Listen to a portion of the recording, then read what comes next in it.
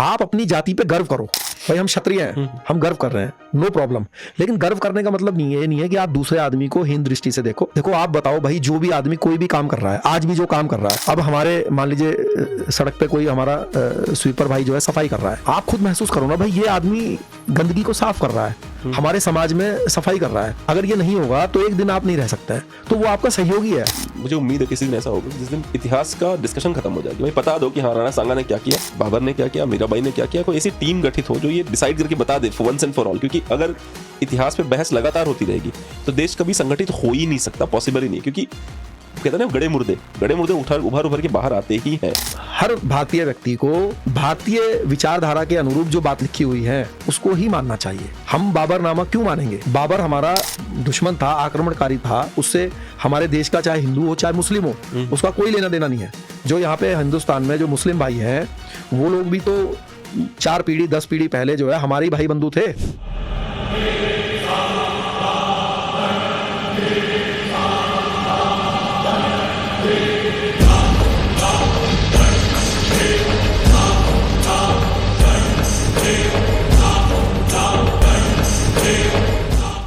नमस्कार, मेरा नाम सुशील सिंह है, आप इकोलेस देख रहे हैं। इकोलेस में आज हमारे साथ हैं शेर सिंह राणा जी, बड़े भाई हैं। इनका नाम जो जन्म का नाम है वो पंकज सिंह पुंडीर है। 17 मई 1976 में उत्तराखंड के रुड़की में इनका जन्म हुआ था। इनका जीवन एक साहसिक और गाथा और संकल्प की कहानी है। एक गर्वित राजपूत राणा परिवार में इनका जन्म हुआ था। 2001 में इन पर फूलन देवी की हत्या का आरोप लगा, जिसके लिए 2014 में इनको आजीवन कारावास की सजा सुनाई गई। 2004 में उन्होंने तिहाड़ जेल से साहसिक 2014 में सजा सुनाई गई, ठीक है। 2001 में हत्या का आरोप लगा, 2014 में सजा सुनाई गई और 2001 से जेल में बंद है। 2004 में तिहाड़ जेल से ये साहसिक ढंग से चतुराई से भाग गए। वहां से भागने के बाद ये बांग्लादेश होते हुए, दुबई होते हुए सीधे अफगानिस्तान पहुंचे। अफगानिस्तान जाके उन्होंने पृथ्वीराज चौहान जी के जो अवशेष हैं वो उसको ले आए और उसको भारत पहुंचाया। इससे भारत की सांस्कृतिक पहचान और उभरी। 2016 में जमानत पर रिहा होने के बाद उन्होंने 2019 में राष्ट्रवादी जन लोक पार्टी सत्य की शुरुआत की। राजपूत हितों और राष्ट्रवाद के लिए काम किया। उनकी किताब जेल डायरी तिहाड़ से काबुल कंधार तक उनके जीवन का रोमांचक विवरण बताती है। राणा साहब एक योद्धा हैं जिन्होंने कैद को चुनौती दी और इतिहास को जीवंत किया है। आइए मिलते हैं हमारे भाई शेर सिंह राणा जी से।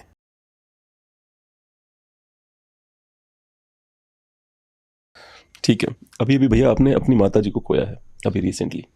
माता जी भी, पिताजी शायद पहले ही आपके वो हो गए थे। तो मुझे एक बात बताइए, कैसा लगता है? जैसे माँ बाप दोनों नहीं होते हैं, क्योंकि मैंने अभी सिर्फ पिताजी को खोया, तो चूंकि आप उस जगह पे हैं अभी, तो आप मुझे बताइए कैसा लगता है आपको जब ऐसा कुछ हो जाता है? तो मतलब सारी अचानक से दोनों शोल्डर्स पे सारी जिम्मेदारियां आ जाती है, अब मुझे ही करना है सब कुछ। देखो, जो मेरे जो फादर साहब हैं उनका देहांत हुआ 2004 में। जी जी। तब मैं अफगानिस्तान गया हुआ था पृथ्वीराज चौहान जी की जो मिट्टी समाधि थी उसको लाने के लिए। तो उसमें किसी भी जो उनके लास्ट राइट्स थे उसमें मैं किसी भी प्रकार से शामिल नहीं हो पाया। अच्छा। तो उसका जो एक दर्द है, जो उसका एक एहसास है, जो पीड़ा है, देखो उसके लिए तो कोई शब्द नहीं है। तो बार बार रह के मन में ये ज़्यादा आता है कि यार हम 3 भाई हैं और तीनों में से कोई भी भाई अपने पिता का अंतिम संस्कार नहीं कर पाया। तो इस बात के लिए जो है थोड़ा मतलब ग्लानि महसूस होती है, ख़राब महसूस होता है। और जो माताजी हैं, माताजी का देहांत जो है अभी 16 फरवरी को हुआ जी। तो अब क्योंकि कि मैं पिछले 8 साल से घर पे रह रहा था जेल से छूटकर, तो मेरा रोज़ का नियम था कि जो मेरा बेडरूम है उसके सामने ही जो है वो मेरी माताजी का बेडरूम था। तो मैं जैसे सुबह उठता था और बीच में मंदिर था और किचन, तो मैं उठता था तो सुबह जब भी उठूं तो मैं पहले अपना मंदिर में ऐसे प्रणाम करते हुए सीधा अपने माताजी के रूम में ही जाता था, उनके चरण स्पर्श करता था, आशीर्वाद लेता था उनसे। तो अब जैसे वो नहीं है तो अभी भी बेडरूम तो वहीं है। जी जी। तो अब इस बात को हम सब जानते हैं कि जो धरती पे आया है वो तो जाएगा, और किसी की कितनी भी एज हो जाए पेरेंट्स की, तो जो एक दुख है वो तो रहता ही है सबको। लेकिन जब आपकी कोई रोज की एक आदत होती है ना अपने माता पिता को लेके या फैमिली के किसी भी मेंबर को लेके, और जब वो टूटती है तो उसका दुख जो है वो उसका कोई शब्द नहीं है। अब जब मैं खाली बेडरूम देखता हूँ तो मुझे कभी भी अचानक ही मन में बड़ा खराब महसूस होने लगता है ना। या सुबह उठता हूँ अब एक दिन आपको बताऊं कि जो मेरी जो मदर इन लॉ हैं, तो उनका जो नंबर है वो मैंने सेव किया हुआ है, जैसे मेरी जो वाइफ है उनका नाम और मम्मी लिखा हुआ है। जी जी जी। तो अब मैं उनका नंबर जो है वो जैसे सर्च कर रहा था तो उसमें मैंने मम्मी लिखा। तो अब जो मेरी माताजी का नंबर था वो सिर्फ मम्मी के नाम से था, और उनकी जो माताजी हैं वो प्रतिमा मम्मी के ऐसे लिखा था ना। तो मैंने मम्मी टाइप किया तो पहले उनका आ गया, तो एकदम मेरे आंख से जो है वो आंसू आ गए कि अब तो ना ये नंबर है ना मम्मी है ना। तो क्या है कि ऐसे ही कभी कभी एकदम मन में आता है, लेकिन जैसे गरुड़ पुराण का जो पाठ है उसमें बताया ही गया है, वो हमने किया भी तब कि भाई जो आया है वो तो जाएगा। और नो डाउट माता पिता, चाहे आप खुद की एज आपकी 80 साल हो जाए, अगर माता पिता हैं तो आपको ऐसा लगेगा कि भाई अभी तो आप मतलब बच्चे ही हैं। जी जी जी, है ना। वो फीलिंग जो है आपकी उस दिन से खत्म हो जाती है, जिम्मेदारियां भी आ जाती हैं अचानक से। जिम्मेदारी भी आ जाती है। ये बार बार हर जगह रिपीट हुआ ये सवाल आपके साथ, पर मैं ये एक चाहता हूँ आप शॉर्ट में जवाब दीजिएगा। फूलन देवी का नाम आपके नाम से कभी हट पाएगा? देखो, ये तो जो ऑनरेबल हमारी कोर्ट्स हैं, तो वो जब डिसीज़न देंगी और मेरे साथ न्याय होगा तो मुझे लगता है कि उस दिन ज़रूर हट जाएगा। लेकिन सामाजिक वे में तो शायद हटेगा नहीं हटेगा, मेरे पास इसके लिए कोई वो नहीं है। लेकिन मैं ये प्रयास कर रहा हूँ कि मैं अपने जीवन में कुछ और अच्छे काम करूँ। जी जी।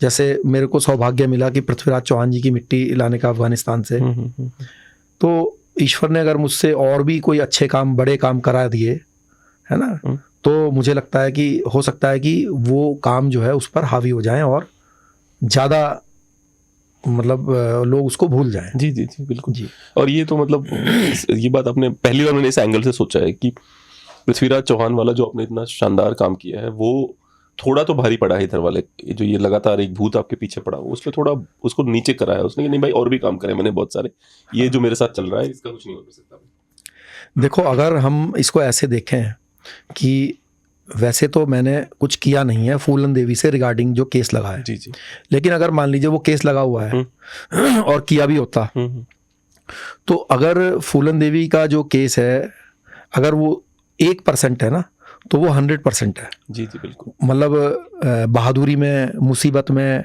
मतलब नाम में, प्रॉब्लम्स में, है ना, इज्जत में, सम्मान में। देखो क्या है कि अपने देश में तो आप कुछ भी कर सकते हो, लेकिन आप जो है तिहाड़ जैसी जेल से निकलकर अफगानिस्तान जैसे देश में जाकर, जो कि सबको पता है कि वहाँ पे किस तरह का देश में माहौल है। और आप तब गए थे जब उमर वाला तालिबान था। हाँ, अब तो कोई भी जा सकता है। अभी वाला तो तालिबान नहीं, मुल्ला उमर वाला तालिबान था। अब तो कोई भी जा सकता है। तो वहाँ पे जाके और कुछ भी काम करना, तो वो एक मतलब बड़ा झंझट वाला काम था। तो मतलब होना तो ये चाहिए था कि जो हमारे देश में जो देश से प्रेम करने वाले वो लोग हैं, राष्ट्रवादी लोग हैं, तो उस चीज़ को तो ख़त्म ही कर देना चाहिए था। लेकिन हमारे देश में इतनी ज़्यादा जातिवाद है या राजनीति है जातिवाद की कि वो जानबूझ के जो है उन चीज़ों को वोट के लालच में ख़त्म नहीं होने देना चाहते। एक वीडियो है, तेरा लॉगिन है ना, मैं तेरे को भेज रहा हूँ, जरा एक वीडियो चलाते हैं। तो ये पुस्तक हमारी, मैं नटसेल में कहूँगा कि फूलन का ये कहना उसका अपहरण किया गया गलत है। दूसरा ये कहना नटसेल में कि साहब उसका बेहमई गांव में ठाकुरों ने रेप किया बाई एक करके, और साहब ये हुआ, टोटली गलत है। रेप हुआ बीहड़ में हुआ, गैंग ने किया, लाला राम सरराम इन सब ने। क्योंकि देखिए फरवरी के महीने में मैं तो रहा हूँ, गैंग गांव में रुकता नहीं, और कहा गया 10 दिन गैंग रुका रहा, 10 दिन वहां रखे रहे, तो टोटली गलत है। तो फूलन ने झूठ बोला ये बाद में? ना, फूलन दूसरा वो भी झूठ बोला, दूसरा हमको जंटर ने बताया, जंटर ने, कि साहब जब लाशें पड़ी हैं घर पर, तो मीडिया, पूरा देश का मीडिया, विदेश का मीडिया पहुंच गया। बोले कोई पत्रकार गए, महिलाओं के लाश पड़ी है, और कह रहे हैं अच्छा क्या आपके हस्बैंड ने रेप किया था, क्या था घटना? उस पर एक महिला ने, जिसके हस्बैंड की लाश पड़ी है, उसने चप्पल से पिटाई कर दी पत्रकार की, मीडिया का। तो उसका कहना था ये कई कारण थे, उसको इस तरह से दिखाया गया। चलिए मैं प्ले कर दूंगा बैकग्राउंड में। जो रेप के जो आरोप लगाए थे आपने उसको ट्वीट किया था। जी जी, हाँ, तो उसके बारे में जानना चाहता हूँ कि क्योंकि आपकी थियरी को उन्होंने सपोर्ट किया है, जो आपकी देखो जो सपोर्ट किया उन्होंने? हाँ, वो जो थ्योरी है वो ब्रिजलाल जी हैं। ब्रिजलाल जी, एग्जैक्टली। हाँ। जी जी जी, हाँ। जो ब्रिजलाल जी हैं, ब्रिजलाल जी SC/ST आयोग के अध्यक्ष रहे हैं जी जी। और दलित समाज के एक बहुत बड़े नेता भी हैं और एक इंटेलेक्चुअल भी हैं, क्योंकि जो DGP रहा है, जो IPS जी थे, जी जी जी। तो वो क्या है, उस समय जब ये घटनाक्रम हुआ है तो उसके जस्ट बाद जो है वो वहाँ पे एडिशनल SP लगकर गए। अच्छा, बहमई में? भेमई तो एक गांव था जी जी। उस, अच्छा, उस जगह पे, मतलब उस डिस्ट्रिक्ट में। जी जी जी जी, है ना? हाँ। तो उस डिस्ट्रिक्ट में वो गए और उन्होंने जो डाकू थे उनके सरेंडर करने में भी बहुत बड़ा योगदान दिया। तो उन्होंने एक बुक लिखी है, तो उस बुक में उन्होंने विस्तार पूर्वक इस बारे में बताया है, जिसका इंटरव्यू उन्होंने कई TV चैनल्स में दिया है। तो उन्होंने भी यही बात बताई है कि जो फूलन के द्वारा जो भीमई कांड में जो मारे गए लोग हैं वो सब लोग बेगुनाह थे, कोई भी डाकू नहीं था, और वो दलित भी थे, उसमें पिछड़े भी थे, मुस्लिम भी थे, ठाकुर भी थे, सब लोग थे। तो जो बात मैं काफ़ी सालों से बोल रहा हूँ और जिसके लिए मैंने पूरे देश के मीडिया कर्मियों के लिए, यूट्यूबर्स के लिए 1 करोड़ रुपए का इनाम भी रखा हुआ है कि 1 करोड़ इनाम मैं दूंगा अगर कोई ये साबित कर दे कि भाई फूलन ने सिर्फ ठाकुरों को भेमई कांड में मारा, या मरने वालों में जो है कोई डाकू था या रेपिस्ट था या सिर्फ ठाकुर थे। तो मेरी बात को सपोर्ट किया एक तरीके से जी जी। ब्रिजलाल जी का जो बयान है या जो किताब है। और देखिए, ब्रिजलाल जी से कोई मेरा संबंध नहीं है, लेकिन मैं ब्रिजलाल जी को बड़ा धन्यवाद करूंगा आपके माध्यम से कि वो सच के रास्ते पर हैं। उन्होंने जाति या धर्म जी जी। या किसी तरह का भेदभाव ना करते हुए जो उनको सत्य जो था उन्होंने उस बात को साफ साफ बोला और साफ साफ लिखा, है ना? वरना लोग जो है सच जानने के बाद भी कभी कभी अपने जाति या किसी कारण से जो है या डरते हैं तो वो नहीं बोलते। लेकिन मैं उनकी बहादुरी को जो है सल्यूट करूंगा, ब्रिजलाल जी की। वैसे बहादुर बहुत कम है भाई, क्योंकि अगर आप देखोगे तो वो जो एक कैरेक्टर है उनका नाम है दिलीप मंडल जी, उन्होंने एक फर्जी कैरेक्टर कर दिया फातिमा शेख नाम से कि ज्योतिबा फुले और उनकी पत्नी सावित्री फुले के साथ एक और मुसलमान लिटरेचर पढ़वाती थी दूसरों, का नाम था फातिमा शेख। अब वो बीजेपी में आ गए हैं तो उन्होंने कहा फातिमा शेख नाम की कोई महिला नहीं थी, वो तो मेरे फिगमेंट ऑफ मेरी इमेजिनेशन थी, मैंने तो ऐसे ही लिख दिया था और वो बाद में इतिहास का हिस्सा बन गई और ये और वो। तो मेरा सवाल वही रहता है हमेशा कि पहले तो बीजेपी के बाद बहुत बड़ी वॉशिंग मशीन है जिसमें लोग जाते हैं और साफ हो जाते हैं, क्योंकि अगर मैं इतना बड़ा धोखा समाज को दे रहा हूँ तो मुझे जेल जाना चाहिए, बात खत्म। बिल्कुल, ये जेल जाना चाहिए कि भाई आपने क्यों क्रिएट किया इतना बड़ा। लेकिन अब वो बीजेपी में है तो कुछ भी कहें कोई फर्क नहीं पड़ता। आप मुझे एक बात बताइए, एक कैरेक्टर है उनका नाम है लक्की बिस्ट। आप मतलब आपने उन बेचारों ने अपनी इतनी लंबी चौड़ी इमेज बनाई थी कि मैं शोला हूँ, मैं बिजली हूँ, मैं तूफान हूँ। आपने मतलब एक लाइन बोल के उन बेचारे को मतलब वो कर दिया, उनकी सारी इमेज खराब हो गई है। और मैं और मेरी पत्नी देख रहे थे। मैं आपको पता है मैं बहुत ईमानदार इन्वेस्टिगेटर हूँ, तो मैंने अपनी पत्नी को दोनों वीडियो देखा। मैंने कहा देखो ये भाई बोल रहे हैं, ठीक है, कैसे से है, और ये लक्की बिस्ट बोल रहा है। मेरी पत्नी उत्तराखंड से ही है, आप भी उत्तराखंड से ही है। हाँ। तो मैंने कहा ये जो है आपको कौन सही लग रहा है दोनों में, और मैंने उनको ये नहीं बताया कहानी क्या। मैंने कहा आपको सही कौन लग रहा है, तो कह रहे कन्विंसिंग तो ये लग रहा है, आपका कह रहे ये कन्विंसिंग लग रहा है, ये ना ये कुछ ज्यादा बोल रहा है छुपाने के लिए, क्योंकि इसके अंदर कुछ और चल रहा है, कुछ और बताना चाह रहा है। उसने कहा मैं तो मिला ही नहीं हूँ, लक्की बिस्ट ने कहा मैं तो मिला ही नहीं हूँ, कभी तिहाड़ मेरे साथ ही नहीं रहेगी। देखिए क्या है कि जो मैंने बोला था वो ये, किसी ने मुझसे पूछा कि आपके साथ तिहाड़ में कौन कौन लोग रहे हैं, जी जी, और स्पेसिफिक नाम लेके पूछा कि आजकल लक्की बिस्ट भी बड़े यूट्यूब पर बड़े वो हो रहे हैं पॉपुलर, तो क्या वो भी रहे हैं क्या? तो मैंने कहा कि हाँ रहे हैं। तो मैंने कहा कि, और मैंने कहा वो बड़े मतलब बोलचाल बड़ी, मतलब आप एक बार डिसरिस्पेक्ट नहीं करी आपने उनकी।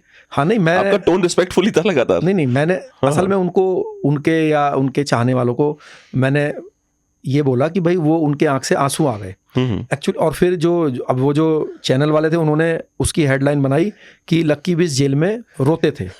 अब रोना और आंसू आने में बड़ा अंतर है। जी जी जी। देखिए आंसू, आपके माताजी का देहांत हुआ, आंसू आ जाएंगे, है ना? एक होता है कि आप डर के मारे रोने लगे, और एक है कि आप किसी भी पीड़ा से, या आप मान लीजिए अभी मैं कभी कभी गाड़ी में जा रहा होता हूँ, किसी गरीब बच्चे को देखता हूँ तो मैं ऊपर वाले का धन्यवाद भी करता हूँ और मेरे आंख से आंसू आने लगता है कि ईश्वर देखो इंसान तो ये भी है, इंसान हम भी हैं, आपका बहुत धन्यवाद प्रभु जो हमें आपने जीवन दिया। ठीक, तो ये आंसू आने के बड़े सारे वो होते हैं। अब क्या है, आप जेल के अंदर हो, उन्होंने अपनी इमेज ऐसी बनाई हुई है जैसे सलमान खान जो हैं, जैसे वो, हाँ टाइगर जिंदा है, कि वो अपना जाते हैं और कोई मिशन करके वापस आ जाते हैं। लेकिन जो जेल है, जेल वो जगह नहीं है, फिल्म वाली जेल नहीं है। अब आप जेल में हैं और आप जो भी हैं, है ना, तो जो जेल के ऑफिसर हैं उनको ये पता है कि जब ये व्यक्ति जेल आ गया है इसका मतलब है कि ये कुछ नहीं है भाई, आप तभी जेल आओगे। क्योंकि जब आप जेल से पहले का जो वो है मतलब हिस्सा है उसमें आप अपने आप को बचाने का पूरा भरपूर प्रयास करोगे। जी। जब आपके प्रयास असफल हो जाएंगे तभी आप जेल आओगे। जी।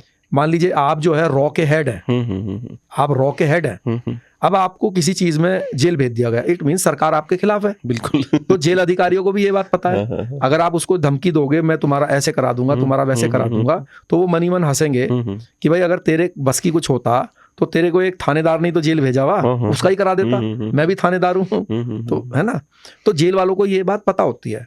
दूसरी बात ये होती है कि आप चाहे कोई भी कमांडो कोर्स किए हो, दुनिया में आप सबसे बहादुर आदमी हो, सबसे शारीरिक रूप से मजबूत हो, लेकिन आपके ऊपर अगर कई लोग चिपट जाएंगे तो देखो वो आपको जो है मतलब परेशान कर ही देंगे। बिल्कुल, इसमें कोई दो राय नहीं। दूसरी बात ये है कि आप कितने भी बहादुर हो, एक आदमी ऐसा है कि जिसको जेल में 20 साल रहना है और वो मरियल सा है, उसने आपको गाली दे दी आके कि मैं तेरी माँ की और तेरी बहन की और तुझे ये कर दूंगा और तुझे वो कर दूंगा। अब आपको पता है कि अगर मैंने इसके मारा तो या इसका मर्डर कर दिया, आप मर्डर कर सकते हो, उसको मार सकते हो, जैसे वो 2 सेकंड में मार सकते हैं जैसे वो बताते हैं, लेकिन मारने के बाद जो 10 साल जेल रहना पड़ेगा, क्या आप उसके लिए तैयार हैं? आप रोज मन में ये प्रार्थना कर रहे हो कि भगवान जल्दी से जेल से छुड़वा, है, रोज आप परेशान हो रहे हो कि भाई जेल से जल्दी छूटूं। तो अगर किसी ने कुछ बोल दिया, आपको पता है कि इसको मार दूंगा तो 10 साल जेल में रहना पड़ेगा। तो अब लक्की भाई की नेचर क्या थी, और वो आप उनके हर पॉडकास्ट में नोटिस कर सकते हो जी। कि उनको हर चीज बातों को बढ़ा चढ़ा के बताने की करते हैं। हाँ, थोड़ी सी नेचर है उनकी, ये ह्यूमन नेचर होती है। तो जैसे कि उन्होंने बताया कि भाई जेल में मोबाइल मिलता है 3 लाख का, जबकि मिलता है 30,000 का। तो मैंने यही कहा था कि भाई उनकी जो बातें हैं वो हर अंतर है 10% मतलब 10 से डिवाइड कर दो, 100% ऊपर है ना। हाँ है ना, तो वो 10 गुना बढ़ा देते हैं चीजों को, हर चीज को। तो हमें ऐसे भाइयों से बात करने में मजा आता था, क्योंकि हमें और सबको जेल का ये सिस्टम है, जेल में सबको आपस में बातचीत करके टाइम पास करना है। तो सब लोग अपने अपने मनपसंद लोगों से बातचीत करते हैं।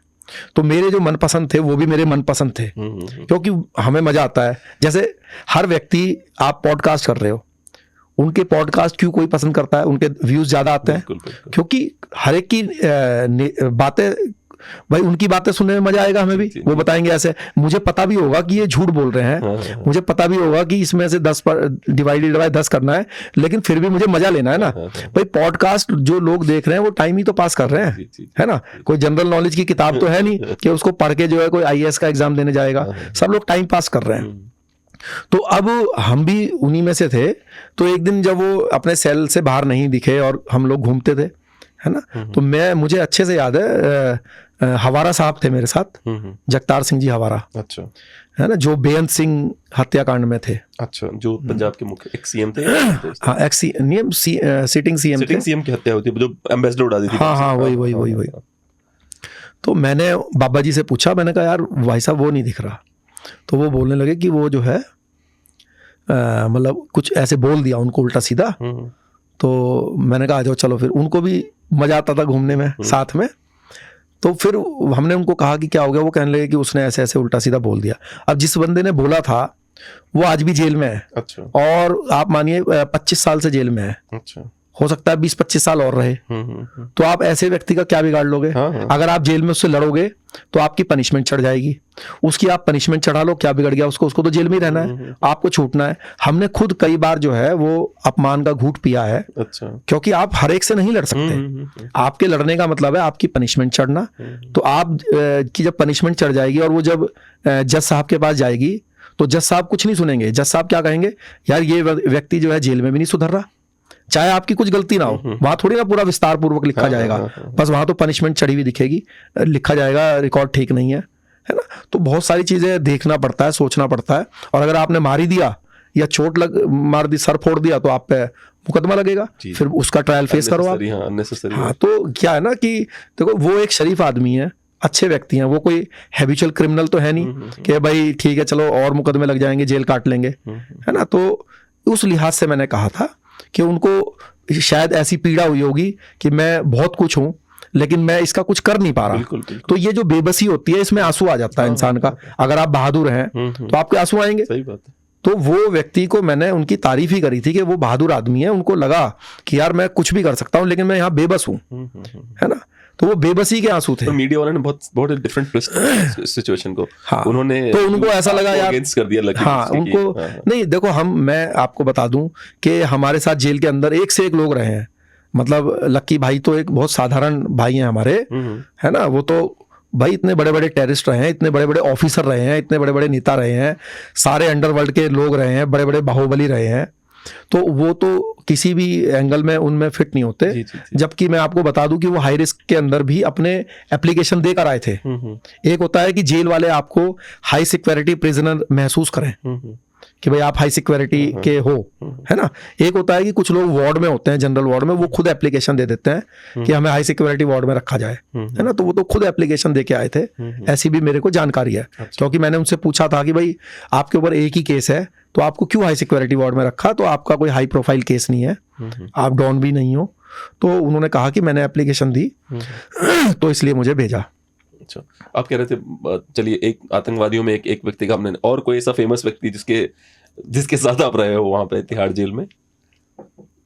देखो मैं जब पॉडकास्ट में जाता हूं तो कोशिश करता हूं, क्योंकि बहुत सारे लोग रहे हैं जी। तो अलग अलग व्यक्ति का वो बताऊं। तो आपको एक बिल्कुल जो मैंने किसी पॉडकास्ट पे शेयर नहीं करा, एक मजेदार घटना बताता हूं। जी। जब मैं स्पेशल सेल के पास रिमांड पे था, तो ऐसे हम लोग बातचीत करते रहते थे रिमांड के दौरान। तो उन्होंने मुझे बताया कि उन्होंने एक जो है, जो ये मतलब एक स्मगलर को पकड़ा, जो कि ये होता है, इसको पोस्ट बोलते हैं, मतलब ये नहीं होती चरस, और एक डोडा पोस्ट होता है। अच्छा, हाँ, वो तो उसके एक स्मगलर को पकड़ा उन्होंने, डोडा पोस्ट के। स्पेशल सेल वाले आपसे बता रहे हैं? हाँ। अच्छा। तो मैंने उनसे कहा कि कोई मजेदार, आपने किसी को अरेस्ट किया हो जो बड़ी मतलब उसमें अरेस्टिंग में कोई नयापन हो। तो उन्होंने मुझे बताया कि क्या हुआ कि एक डोडा पोस्ट का स्मगलर था।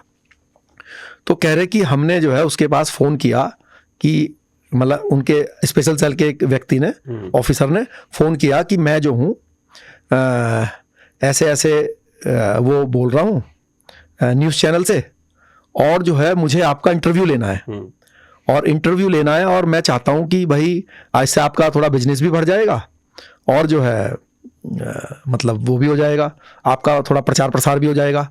तो उसने कहा कि इससे तो पुलिस मुझे पकड़ लेगी। तो उसने कहा कि एक काम करना, आप अपने चेहरे पे जो है हैंकी वगैरह, मतलब चेहरा ढक लेना, और हम अज्ञात में जो है वो कर देंगे, और थोड़ा सा मतलब आप इंडिकेशन भी दे देना कि कौन है कौन नहीं है, मतलब। तो वो उस चीज़ के लिए एग्रीड हो गया। उसने कहा ठीक है मैं दूंगा।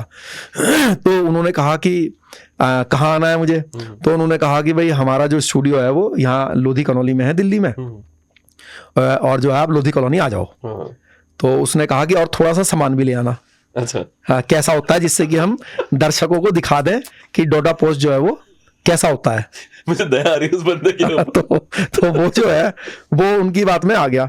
तो वो जो है खुद ही अपना गाड़ी में एक आधी बोरी रख के उसकी जो है वो सबूत भी ले हाँ लोधी कॉलोनी में आ गया। तो वो कहने लगा कि भाई साहब ये तो थाना आएगा। कह रहे नहीं, थाने के पीछे जो है हमारा ऑफिस है, यहीं आपका इंटरव्यू करेंगे। तो क्या है कि जो स्पेशल सेल वाले हैं वो तो वर्दी में तो रहते नहीं वो। जी। तो वो जो है अपनी गाड़ी समेत जो है उसको, मतलब एक बाहर आ गए सिपाही, उनको लेके जो है अंदर चले गए। तब तक उसको यही है कि भाई मैं जो हूँ एक टीवी चैनल के इंटरव्यू देने जा रहा हूं। हाँ, उसमें आया हूँ, स्टूडियो में आया हूँ। उसको अंदर ले गए, अंदर ला के उसको जो है मतलब बैठाया ऑफिस में, और ऑफिस में बैठा के जो इंस्पेक्टर साहब वगैरह थे वो भी आके बैठ गए वहाँ पे ऑफिसर। तो उससे बात करने लगे। तो ऐसे बात करने लगे जैसे इंटरव्यू ले रहे हैं, है ना। इंट्रोगेशन में और इंटरव्यू में तो अंतर तो है नहीं कोई। तो वो पूरा रिकॉर्ड कर रहे हैं उसका, और वो बता रहा है कि मैं यहाँ से लाता हूँ, ऐसे ऐसे बेचता हूँ, हमारे परचेजर जो हैं ज़्यादा ट्रक वाले होते हैं, तो ये ढाबों से जो है वहाँ से बेचा जाता है, और मैं इतने साल से ये काम करता हूँ, ऐसे करता हूँ, वो करता हूँ। तो वो बीच में जैसे बात होते होते वो सारे लोग हंसने लगे। तो उन्होंने बीच में बोला कि हम पुलिस वाले हैं। तो वो कह रहे कि अरे भाई साहब क्यों बेवकूफ़ बना रहे हो। तो कह रहे कि कोई बात नहीं, वो मतलब उन्होंने 3-4 बार कहा कि भाई हम पुलिस वाले हैं, लेकिन वो मानने के लिए तैयार नहीं। वो अपनी बात उनको बताया जा रहा था। तो उन्होंने, जब वो उसकी बात को नहीं मान रहा था, तो उन्होंने कहा भाई इनको बताओ हम पुलिस वाले हैं। तो वो उठे, उसके 2-3 झापट लगाए। जब उसके झापट लगे तो जैसे एकदम बुखार सा नहीं उतरता, तो तब उसका मुंह सा ऐसे हिला। तो तब उसके समझ में आया कि भाई तू जो है थाने के अंदर है। वो अपनी वहां वो उस दौरान बात करते करते उसने अपनी वाइफ को कॉल करा। अच्छा, उसकी वाइफ का कॉल आ गया। तो उसकी वाइफ, वो अपनी वाइफ को क्या कह रहा है कि मैं इस समय बहुत जरूरी काम कर रहा हूँ, मैं जो हूँ इंटरव्यू दे रहा हूँ, है, इससे अपना बिजनेस बढ़ेगा और तू डिस्टर्ब मत कर, मैं आ जाऊंगा अभी 2-3 घंटे में वापस जो है। तो वो कहने लगे ये हमारी जो है, जो साथ में लाया था वो तो ले आया था। हाँ, वो तो खुद सबूत के साथ ही खुद ही आया। एक और भी क्या कहते हैं, एक जेलर थे, इनका नाम है सुनील गुप्ता जी। हाँ। एक किताब आई थी ब्लैक वारंट। हाँ, और मैंने इंटरव्यू लिया उनका, फोन पे भी बात होती है मेरी इनसे। तो मैं यही पूछना चाहता हूँ, सुनील गुप्ता भी थे जब आप जेल में थे उस समय? सुनील गुप्ता जी थे?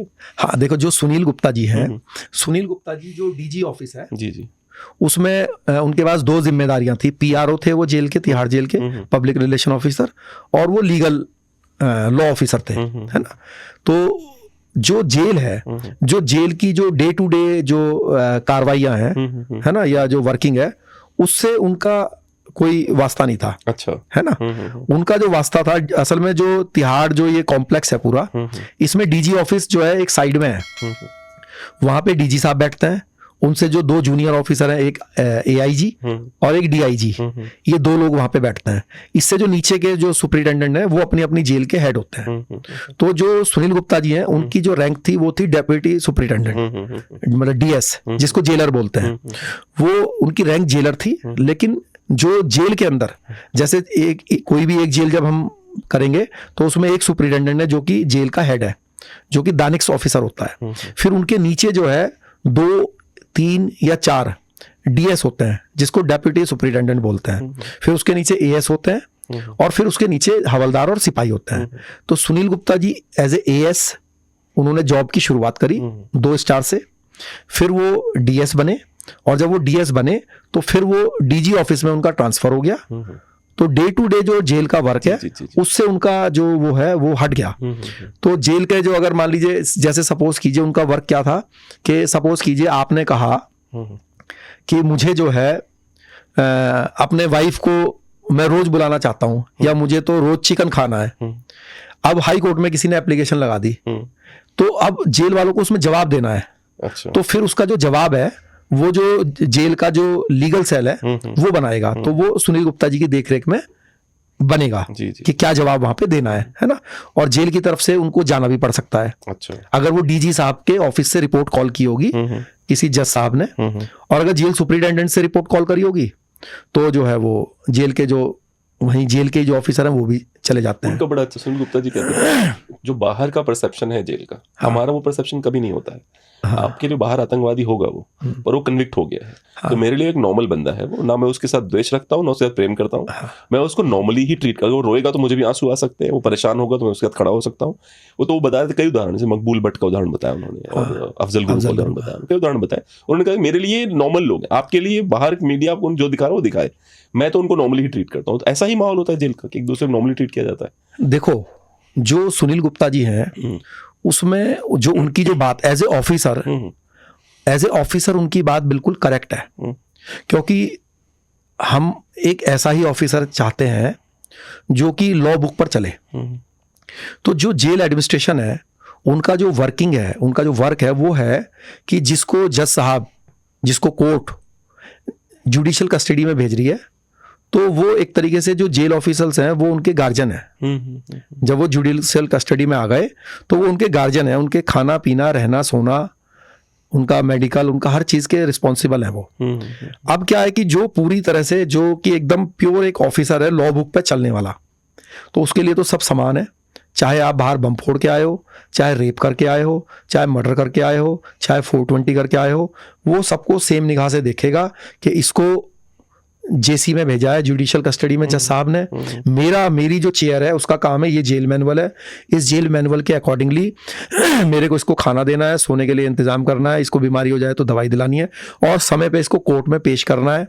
अगर इसको जज साहब बरी कर देते हैं तो इसको रिलीज कर देना है, अगर इसको जज साहब सजा दे देते हैं तो फिर जेल मैनुअल के अकॉर्डिंगली जो काम करने हैं, इससे खाना बनवाना है, कारपेंट्री का काम कराना है, या तिहाड़ की जो बेकरी है उसमें काम कराना है, वो मुझे इससे काम कराना है।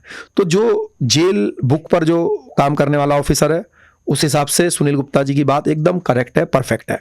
लेकिन कुछ लोग जो है जेल बुक से आगे जाके चीज़ों को अपने ऊपर लेते हैं, कुछ लोग जबरदस्ती के सिंघम भी बनते हैं, है ना। वो जो है एक तरीके से कभी कभी जो है सोशल लीडर भी बनते हैं कि भाई जैसे कि पार्क में एक लड़का लड़की बैठे हैं, एक है कि भाई पुलिसमैन जाके पूछे भाई आप क्यों बैठे हैं, और एक है कि आप जो है जबरदस्ती जाओ भाई क्यों बैठे हो, है तुम्हारे अभी माता पिता को फोन करता हूँ, है ना, एक जबरदस्ती के होते हैं।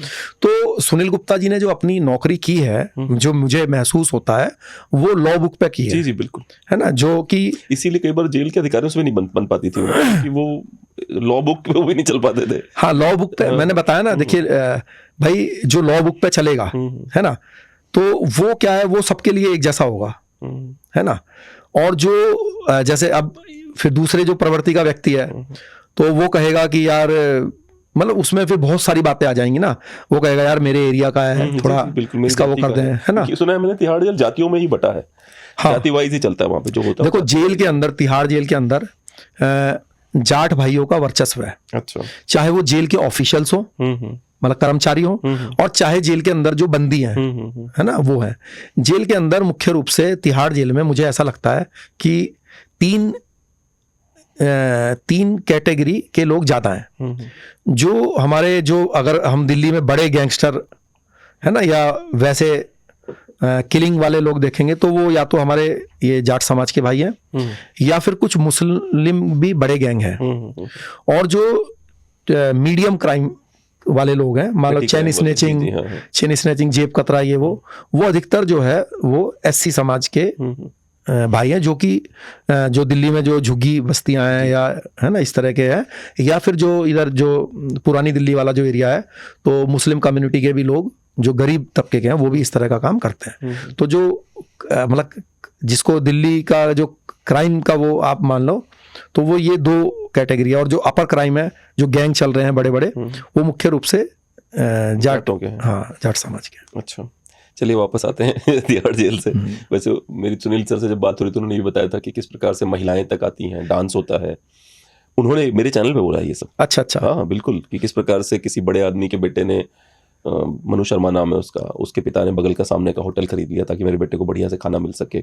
बड़ी सारी बातें उन्होंने बताई थी इंटरनल, और उनकी ये अच्छाई है कि वो हर चीज़ अपफ्रंट बोल जाते हैं।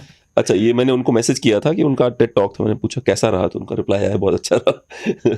तो एनीवेज, तो मैं आपको ये जो क्या कहते हैं, अगला सवाल है मेरा आपसे, ईवीएम फिक्सिंग पे पिछली बार आपने मुझे कुछ बताई थी बातें, पर मैं उन बातों को मैंने यकीन नहीं किया। फिर मैंने थोड़ा इन्वेस्टिगेट किया, समझा बातों को, तो मैं ये नहीं कहूँगा कि 100% सही है, पर मैं दोबारा सुनना चाहूँगा कि आपने एग्जैक्टली क्या बोला था। मुझे जहाँ तक याद है आपने कहा था कि ईवीएम फिक्सिंग में बड़ी पार्टियों को टच नहीं करता, छोटी पार्टियों के वोट उड़ा दिए जाते हैं। Is it correct? जी, देखिए क्या है, जो ईवीएम है उसके अंदर क्लॉक सिस्टम है। आज जिसमें क्लॉक सिस्टम होगा उसमें अलार्म भी होगा। अब आपका मोबाइल है, मोबाइल के अंदर क्लॉक है जी, है ना, तो आप उसमें अलार्म फिक्स कर सकते हैं, है ना। तो अब ये जो ईवीएम मशीन है, इसके अंदर भी क्लॉक है जी, क्लॉक है, तो आप किसी प्रकार का अलार्म सिस्टम इसमें यूज कर सकते हैं। अब जो चुनाव आयोग है वो कहता है कि हर मशीन जो है वो अलग है, जो कि बात एकदम सच है।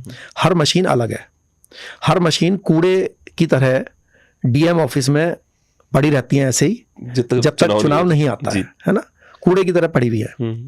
तो अब लोग ये मन में प्रश्न करते हैं कि भाई जहां पे कांग्रेस की सरकार है या जहां पे किसी अन्य पार्टी की सरकार है, नॉन बीजेपी की, तो वहां पे जो डीएम है वो तो उन्हीं के अंडर में आते हैं। जी जी, तो फिर मशीन को खोल खाल के सब चेक करके इंजीनियरों से क्यों नहीं इस बात का भांडाफोड़ कर पाते। तो मैं उस समय भी मैंने ये बात बताई थी, आज भी बता रहा हूं, क्योंकि मैं उसका भुक्तभोगी हूं। क्या है कि देखिए, सारी मशीन एक जैसी हैं और वो सब अलग अलग हैं, एक दूसरे से जुड़ी हुई नहीं है, किसी टावर से किसी सिग्नल से भी नहीं जुड़ी हुई है। इंटरनेट से भी नहीं कनेक्ट। हाँ, है ना। वो ऐसे हैं कि घर के अंदर आपके मान लीजिए कोई बच्चे का खिलौना ले आए तो चाबी भरी तो चली, नहीं तो रखा हुआ है, वो किसी चीज से वो नहीं है ना, अटैच नहीं है। लेकिन जब चुनाव होता है तो मान लीजिए नोएडा से बीजेपी के कैंडिडेट हैं पंकज जी, ठीक है, और जेवर से कैंडिडेट हैं धीरेन्द्र सिंह जी बीजेपी से, ठीक है। तो अब ये जिला है गौतम बुद्ध नगर, सारी मशीन डीएम ऑफिस में रखी हुई है गौतम बुद्ध नगर के, ठीक है।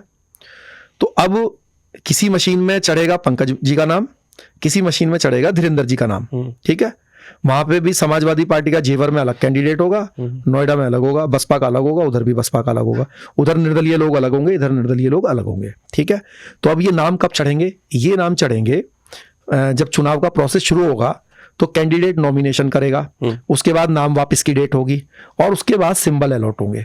जब सिंबल अलॉट होगा तो तब चुनाव में बचते हैं करीब 16-17 दिन। अच्छा, जिस दिन कैंडिडेट को सिंबल मिलता है उस दिन से जो वोट पड़ती है उसमें होते हैं 16, 17, 18 दिन होते हैं, ठीक है। तो ये 18 दिन आपको प्रचार करने के लिए मिलते हैं, क्योंकि जब सिंबल मिलेगा तभी प्रचार करोगे जाके। अब जब सिंबल मिलेगा तब मान लीजिए नोएडा विधानसभा में मशीनें यूज होनी है 500, तो अब ये 500 जो मशीन है इसमें जो है नाम चढ़ाए जाएंगे। भाई बीजेपी के सामने पंकज जी का नाम लिखा जाएगा, किसी जो बसपा का कैंडिडेट होगा उसके उस सामने उसका नाम लिखा जाएगा, हमारी पार्टी आरजेपी राष्ट्रवादी जनलोक पार्टी का जो कैंडिडेट होगा उसमें उसकी फोटो और उसका नाम लिखा जाएगा। जो चुनाव चिन्ह हमें चारपाई का मिलेगा वो चारपाई का निशान दिया जाएगा उसके आगे। तो सीरियल वाइज जो उनका एक तरीका है उस सीरियल से वो नाम अपलोड किए जाएंगे उस मशीन में। तो ये जो अपलोड करने का जो ये प्रोसेस है इस समय यहाँ पे होता है एक बड़ा कांड। अच्छा, हाँ। अब ये जो सॉफ्टवेयर है, ये सॉफ्टवेयर जो है जो कंपनी बनाती है जिससे ये अपलोड होता है मशीन के अंदर, जिस सॉफ्टवेयर से, तो इसके अंदर गड़बड़ है। जब ये नाम अपलोड किए जाते हैं ये अपनी मर्जी से, ये चाहेंगे तो इसी विधानसभा में होएगा, ये चाहेंगे तो दूसरी विधानसभा में नहीं होगा, ये चाहेंगे तो पूरे उत्तर प्रदेश में होगा, ठीक है, या फिर पूरे जिस भी राज्य में चाह रहे होंगे, या कितनी सीट पे होगा। अब होगा क्या करेंगे? क्योंकि अब लोग ये सोच रहे होंगे कि जब वोट पड़ेगी तो मॉक ड्रिल होती है। जिस मान लीजिए आज वोट पड़ेगी तो सुबह 6 बजे हर प्रत्याशी के जो वहां पे बूथ एजेंट होंगे उनके सामने मशीनों को 3 बार जो है चेक कराया जाता है, दबा के, बटन दबा के, ठीक है। अब मैंने आपसे शुरू में कहा कि उसके अंदर अलार्म सिस्टम है। हमने वहां पे ये तय किया कि भाई दिन में 12 बजे से शाम के 4 बजे तक इस मशीन में जिसके 10 से कम वोट पड़े हैं या जिसके 50 से कम वोट पड़े हैं उसकी हर वोट जो है वो बीजेपी के पास जाएगी। अच्छा, ठीक है, चाहे अगले कितने पढ़ते जाएंगे, हाँ, उसके लिए डल रहे हैं, बट जो जिन्होंने सेट करा उनके लिए जाएगी फिर वो। हाँ। तो अब जो इसमें गड़बड़ होगी वो जो बड़ी पार्टी के कैंडिडेट हैं, क्योंकि वो तो टक्कर में होते हैं, तो वो अलार्म सेट होता है वो तो उस रेंज से हो जाते हैं ऊपर, ठीक है जी। लेकिन जो निर्दलीय लोग हैं, तो मान लीजिए अब हमें मिले 20 वोट इस मशीन में, मान लो हमें सुबह 8 ही वोट मिले, अब हम उस कैटेगरी में आ गए, उसके बाद हमें 12 वोट मिले, तो हमारे 12 में से 6 वोट उनको चले गए, 6 हमें आ गए। तो इसी वजह से पूरे देश में निर्दलीय खत्म होते जा रहे हैं। बिल्कुल नहीं, आप हमेशा देखेंगे कि हर चुनाव में बीजेपी जानबूझ के जो है कई निर्दलियों को और कई छोटी पार्टीज को अपने फंड से भी चुनाव लड़वा देती है। अच्छा, हाँ, जिससे कि मान लीजिए एक आप हमारी छोटी पार्टी है, मान लीजिए कहीं से हमें 5,000 वोट मिलने थे, हमें मिले वहां पे 2,500, क्योंकि हमारे 2,500 वोट उनके खाते में चले गए। तो अब कभी कभी आप क्या बोलते हो कि अगर ऐसा कोई सिस्टम होता तो ये जो कांग्रेस का ये जो व्यक्ति जीत गया है तो इसको तो बीजेपी कतई जीतने ही ना देती। तो ये क्यों हो जाता है? ये इसलिए हो जाता है कि मान लीजिए इस विधानसभा में किसी भी सीट पर मान लीजिए बीजेपी को मिलने थे 50,000 जी, और कांग्रेस वाले को मिलने थे मान लीजिए 80,000। तो अब आपने जो छोटे छोटे पार्टियों के मान लीजिए 10,000 वोट चोरी कर लिए, क्योंकि ज्यादा नहीं कर सकते आप, या 15,000 वोट चोरी कर लिए, क्योंकि मेरे 2,500 ले लिए, किसी दूसरे निर्दलीय के 200 ले लिए, किसी के 500 ले लिए। तो अब मान लीजिए आपने ऐसे 10,000 वोट ले लिए, तो अब अंतर क्या हुआ कि आपकी जो हार 30,000 वोट से होनी थी, वो आपकी हार जो है 20,000 वोट से हुई। और अगर मान लीजिए कि ऐसा होना था कि भाई आप बीजेपी के कैंडिडेट हैं, आपके थे 40,000 और उसके थे 48,000, तो आपके इससे क्या होगा कि आपके 50,000 हो जाएंगे, उसके 48 हो जाएंगे, वो 2,000 वोट से हार जाएगा। और उसको फर्क नहीं पड़ेगा। अब वो कांग्रेस का जो व्यक्ति है जिसको 48,000 मिले, वो जब अपनी काउंटिंग करेगा, अपने बंदों के साथ बैठेगा, तो उनको पूरा आइडिया होता है कि हमें किस बूथ से कितने वोट मिले, तो वो 48,000 पे आके अटक जाएगा। तो वो कहेगा भाई मेरे तो वोट पूरे हैं। लेकिन कांग्रेस के क्योंकि वोट जो है, जो बड़ी पार्टी है, उसके वोट उन्होंने चोरी करे ही नहीं, उन्होंने वोट चोरी करे हैं हमारे जैसी छोटी पार्टी के। अब शेर सिंह आके कहेगा कि जी मेरे तो 2,500 वोट आए हैं और मेरे तो 5,000 आने चाहिए थे, मैं पुलिस थाने में जाऊंगा या मैं रिटर्निंग ऑफिसर को कंप्लेन करूंगा, और हमने किया है। तो रिटर्निंग ऑफिसर हंसता है, मीडिया वालों के पास जाते हैं तो मीडिया वाले हंसते हैं, क्या कहते हैं, अरे भाई राणा जी आपके कैंडिडेट को 1,200 वोट मिली है, चलो आप कह रहे हो कि मेरी ये 500 वोट और थी या 1,000 वोट और थी, चलो ये 1,000 वोट भी आ गई तो क्या होगा, 2,000 हो जाएंगी। जीतने के लिए तो 80,000 चाहिए, लेकिन 800 हमारी चुराई, 800 किसी की चुराई, 2,000 किसी की चुराई, 4,000 किसी की चुराई। वोट ही क्यों इधर उधर हो रहा है भाई? मैं वही कह रहा हूं ना। तो जो चोरी है वो छोटी जो पार्टियां हैं उनके वोट से होती है। तो ये जो कांग्रेस है या जितनी भी ये जो बड़े राजनीतिक दल हैं जो चाहते हैं कि ये चीज खत्म हो, तो मैं उनको ये बताना चाहता हूं कि आप जो है, जो हमारी जो छोटी पार्टियां, उनकी बात सुनो, हमारी बात को आप मीडिया में रखो ना। हमारा एक कैंडिडेट था, उसको जो है, जो उसका अपना बूथ था, उसके अपने घर के जो लोग थे वो करीब 140 वोट थे उसके, और ये उसके मोहल्ले के वोट थे, मतलब जो उसके पारिवारिक लोग थे। लेकिन जो उसकी खुद की फैमिली थी, उसके माता पिता, भाई बहन, भाभी, वो करीब जो है 40 के आसपास थे। उसको वोट मिली वहां पे करीब जो है 8 या 10 वोट। अच्छा जी। तो उसने मेरे से बात करी, तो उसने मुझसे कहा कि भाई साहब मैं थाने जा रहा हूं। वो थाने गया। अच्छा, आप देखेंगे चुनाव के समय जब रिजल्ट डिक्लेयर होता है तो उस समय बहुत ज्यादा व्यस्त होते हैं पुलिस ऑफिसर, ये एसडीएम होता है रिटर्निंग ऑफिसर, या डीसीडीएम, बड़े बिजी होते हैं। तो अब कोई बड़ा पार्टी का कैंडिडेट हो तो वो उससे मिल भी ले, तो छोटे वाले कैंडिडेट को तो टरका देते हैं 2-3 दिन के लिए। 2-3 दिन के बाद जो है आपकी सुनवाई नहीं हो पाती। तो उसको ऐसे ही करा, 2-3 दिन तक वो वहां गया, थानेदार मिले नहीं। उन्होंने कहा कि कल आ जाना। एसडीएम के पास गया, उन्होंने कहा भाई साहब तो बड़े बिजी हैं, झल्लूस निकल रहा है वहां पे, सरकार बनने का प्रोसेस शुरू हो जाता है ना। तो वो 2-4 दिन मिला नहीं। 2-4 दिन के बाद कंप्लेन दी, वो मजाक करने लगे, अरे यार चल तेरे इतने वोट मिले हैं, चल 40 मिल भी गए तो क्या हो जाएगा भाई, कौन सा तेरे 40,000 हो जाएंगे। लेकिन आपने देखा होगा एक और व्यक्ति था, रो रहा था कि भाई उसको अकेले वोट मिली थी। वो कह रहा था कि भाई तो लोग मजाक कर रहे थे कि क्या इसकी तो बीवी ने भी वोट नहीं दिया इसको, है ना। तो वो इसीलिए हुआ कि मान लो उसको 2 ही वोट मिलने थे वहां, अपनी डाली, जब बीवी ने डाली होगी तो वो दूसरे के उसमें चली गई, है ना। तो वो बेचारे, मतलब कुछ और है। हाँ, वो ऐसे व्यक्ति सच बोलते हैं लेकिन उनको मजाक के रूप में ले लिया जाता है, उनके मजाक बनाई जाती है, क्योंकि मजाक इसलिए बनाई जाती है कि वो बेचारे साधारण कैंडिडेट होते हैं। तो इसीलिए मैं कांग्रेस के प्रत्याशियों से कहूंगा कि अगर आपको जीतना है कभी भी, तो जो दूसरे भी प्रत्याशी है ना, देखिए लोकतंत्र है, जो प्रत्याशी लड़ रहे हैं सब कैंडिडेट हैं। तो अगर कोई कैंडिडेट भले ही छोटी पार्टी का हो, भले ही निर्दलीय हो, अगर वो भी कोई कुछ बोल रहा है तो उसकी बात को भी सीरियस लें, और आप अपने जो आपके पास प्लेटफॉर्म है उसको वहां से आप उठाएं, उसकी बात, हमारी बात आप अपने प्लेटफॉर्म पे रखवाओ। हमारी बात जो है, जब हमारे पास तो प्रैक्टिकल वो चीज होती है, बूथ के साथ होती है कि इस बूथ पर हमें इतने वोट मिले, हमारे इतने वोट फिक्स थे, तो हमें पता होता है। ऐसे ही कांग्रेस को भी पता होता है, लेकिन उनके होते हैं पूरे, हमें पता चल जाता है हमारे इतने वोट कम कर दिए गए। हमारी बात अगर बड़े चैनल उठाएं तो हम उसी समय प्रूव कर दें उस चीज को, है ना। नहीं, मेरा सवाल ये है कि पहले तो ये डायलॉग मारना कि अच्छे लोगों को राजनीति में आना चाहिए, और फिर जब वो कोशिश करे तो उसका मजाक उड़ाना, बड़ा फनी है ये पूरा का पूरा सिस्टम। पहले पुश करो, जो कोई एक तो पहले जाना नहीं चाहता, कोई जो बेचारे हिम्मत करके जाते हैं, पहले उनके वोट काट लो, फिर उनका मजाक उड़ाना चालू कर लो, ये सब करते रहो। मुझे एक और सवाल है मेरे मन में कि भारतीय जनता पार्टी आपको लगता है अपर कास्ट को रिप्रेजेंट करती है? क्योंकि भारतीय जनता पार्टी इकलौती ऐसी पार्टी है जो ना ब्राह्मण समाज को ऊपर आने देती है, ना वो राजपूतों को आने देती है ऊपर, ना वो बनियों को आने देती है। इनका कोई लीडर नहीं है। जैसे मुलायम सिंह यादव जी यादवों के लीडर थे, आपने उनको एक बार चंद्रगुप्त मौर्य भी कहा था कि उन्होंने अपने यादवों को तो वहां तक ले गए उठा के वो। इस प्रकार से भारतीय जनता पार्टी सबका रिप्रेजेंटेशन करते करते किसी का रिप्रेजेंटेशन नहीं करती, केवल अपनी अय्याशियों में लगी रहती है। Sorry to use that term, जो देखने में लगता है बाहर से कि कहीं सत्ता मिल जाए बस। देखिए मैं आपको बताता हूँ क्या है कि हर पार्टी में हर तरह का व्यक्ति है, चाहे वो कोई भी राजनीतिक दल हो।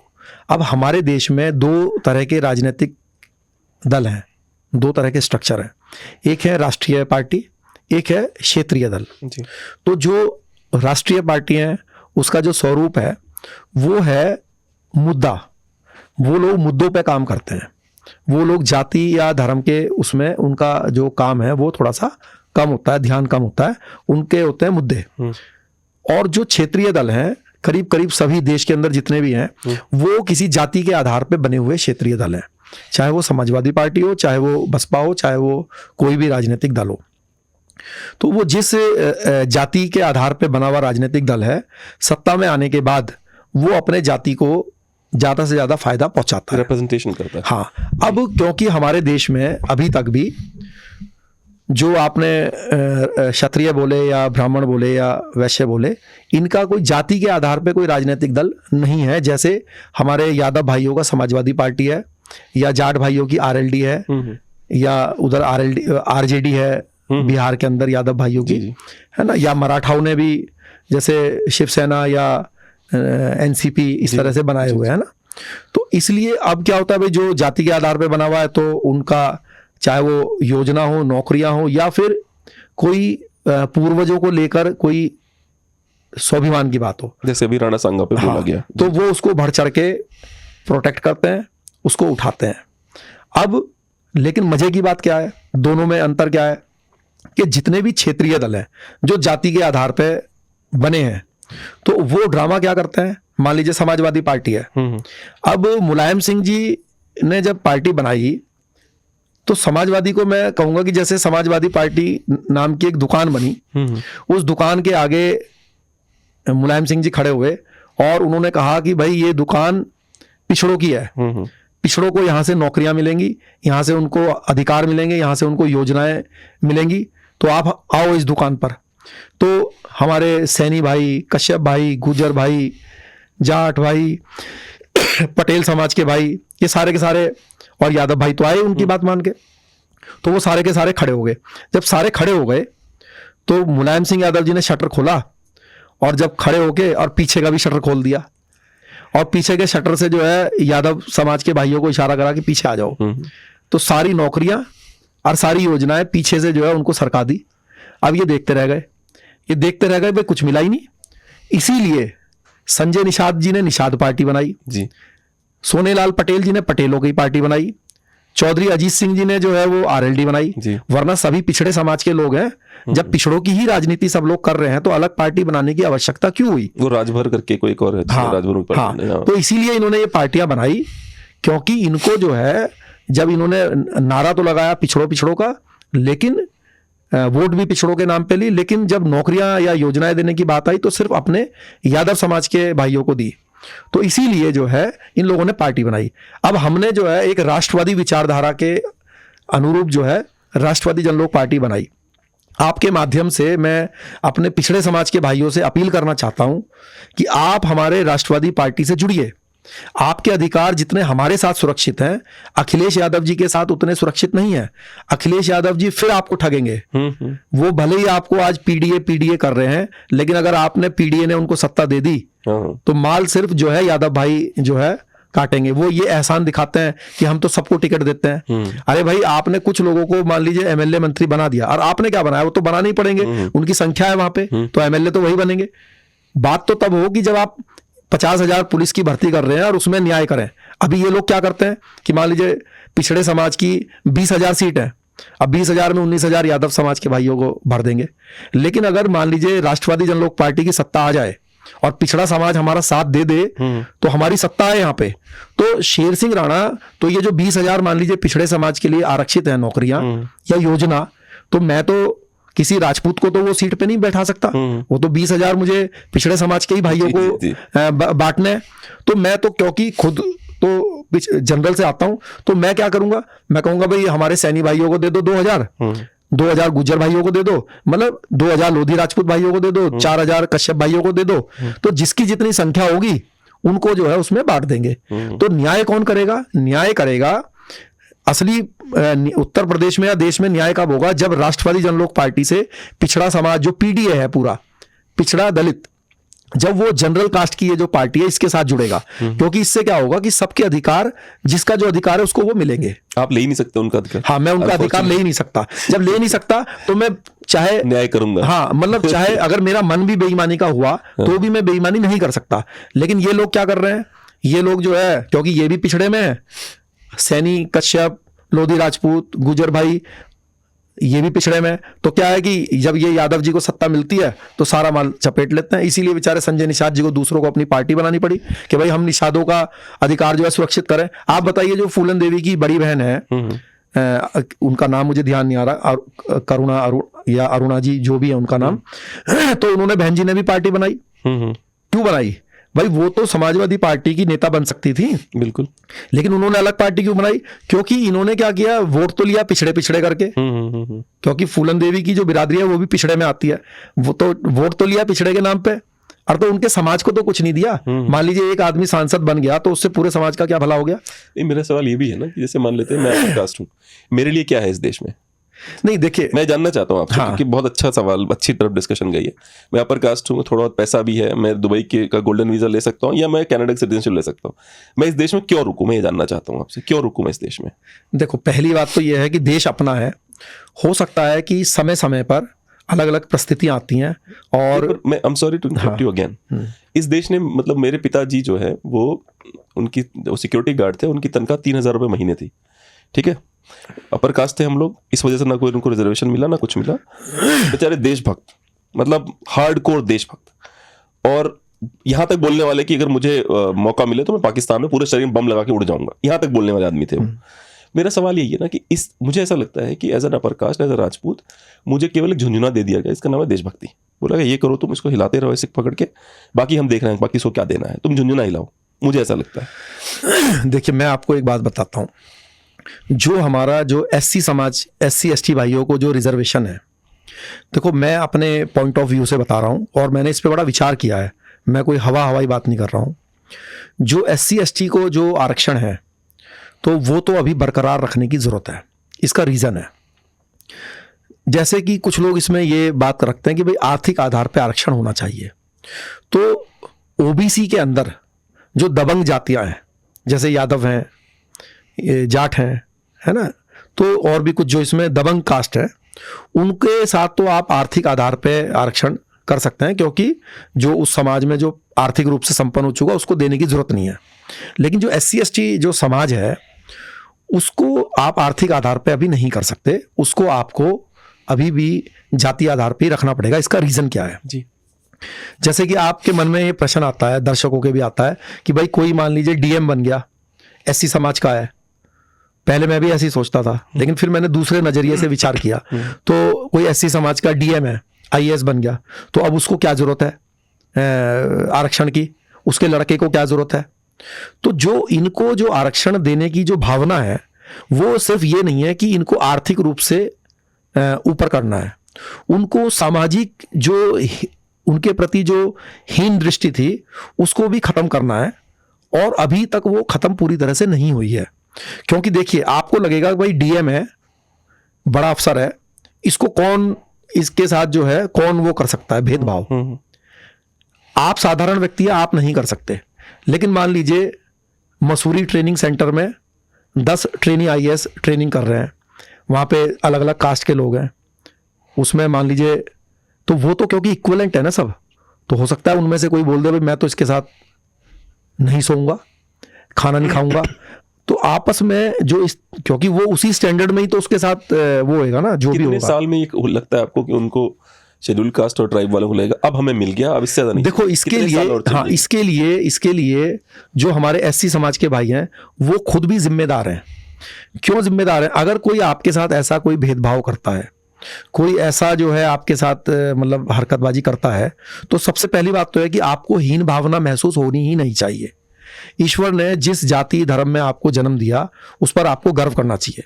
तो सबसे पहले तो सरकार को जो इसका जो सोशल वेलफेयर डिपार्टमेंट है उसके थ्रू ये सोशली वो करना चाहिए कि भाई आप में कोई कमी नहीं है।